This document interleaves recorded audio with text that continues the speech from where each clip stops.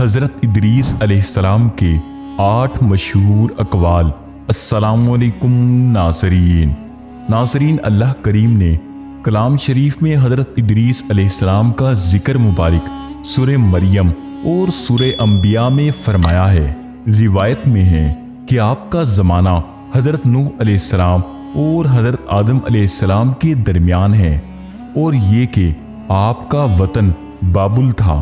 آپ کے مشہور اقوال درج ذیل ہیں۔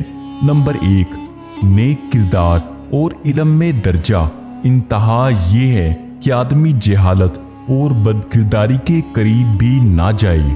نمبر 2، اللہ پر ایمان محکم کے ساتھ ساتھ صبر کرنا ہی صحت مندی کی علامت ہے۔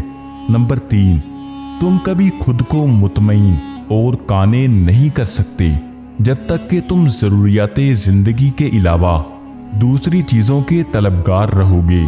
نمبر 4، اصلاح نفس اور اعمال صالحہ کے لیے نیک نیت ہونا از حد ضروری ہے۔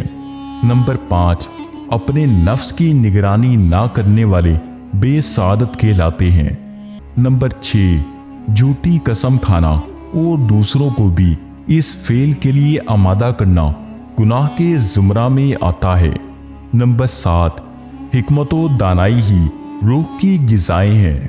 نمبر 8، انسان کے بس میں نہیں کہ رب کی نعمتوں کا شکر ادا کر سکے جیسا کہ شکر ادا کرنے کا حق ہے۔